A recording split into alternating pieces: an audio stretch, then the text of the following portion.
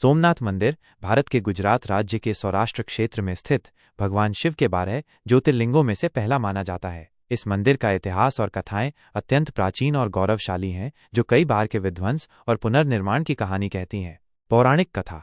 सोमनाथ मंदिर की स्थापना को लेकर एक पौराणिक कथा प्रचलित है। इसके अनुसार चंद्रमा, जिन्हें सोम भी कहा जाता है, ने प्रजापति दक्ष की 27 पुत्रियों से विवाह किया था, लेकिन वे अपनी एक पत्नी रोहिणी पर ही अधिक प्रेम बरसाते थे, जिससे अन्य पुत्रियां उपेक्षित महसूस करती थीं। अपनी पुत्रियों की वेदना देखकर दक्ष ने चंद्रमा को श्राप दिया कि उनका तेज धीरे धीरे क्षीण होता जाएगा। इस श्राप के कारण चंद्रमा का तेज घटने लगा, जिससे पृथ्वी पर भी जीवन प्रभावित होने लगा।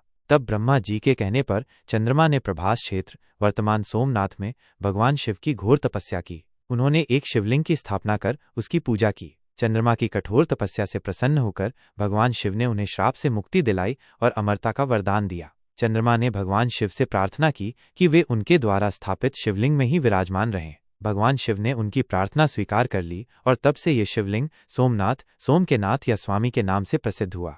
ऐतिहासिक यात्रा और विध्वंस। सोमनाथ मंदिर का इतिहास इसके भव्य वैभव और आक्रमणकारियों द्वारा बार बार किए गए विध्वंस का साक्षी रहा है। इतिहासकारों का मानना है कि यह मंदिर 17 से भी अधिक बार तोड़ा गया और हर बार इसका पुनर्निर्माण किया गया।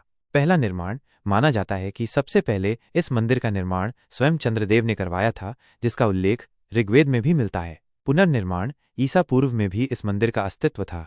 649 ईस्वी में वल्लभी के मैत्रिक राजाओं ने इसका दूसरी बार पुनर्निर्माण करवाया। पहला बड़ा आक्रमण। 725 ईस्वी सिंध के मुस्लिम सूबेदार अल जुनैद ने इस मंदिर पर पहला बड़ा हमला किया और इसे नष्ट कर दिया। पुनर्निर्माण। 815 ईस्वी प्रतिहार राजा नागभट्ट ने 815 ईस्वी में इसका तीसरी बार पुनर्निर्माण करवाया। महमूद गजनवी का आक्रमण। 1026 ईस्वी यह इतिहास का सबसे कुख्यात हमला था। गजनी के सुल्तान महमूद गजनवी ने 1026 ईस्वी में सोमनाथ मंदिर पर हमला किया, इसकी अपार संपत्ति लूटी और इसे पूरी तरह ध्वस्त कर दिया। वह मंदिर का चंदन की लकड़ी का द्वार भी अपने साथ ले गया था। पुनर्निर्माण। गजनवी के हमले के बाद गुजरात के राजा भीमदेव और मालवा के राजा भोज ने इसका पुनर्निर्माण करवाया। अन्य आक्रमण। इसके बाद भी दिल्ली सल्तनत, गुजरात के सुल्तान मुजफ्फर शाह, अहमद शाह और मुगल बादशाह औरंगजेब जैसे कई शासकों ने इस मंदिर पर बार बार हमले किए, इसे लूटा और ध्वस्त किया। 1706 में औरंगजेब ने इसे अंतिम बार पूरी तरह ध्वस्त कराया था।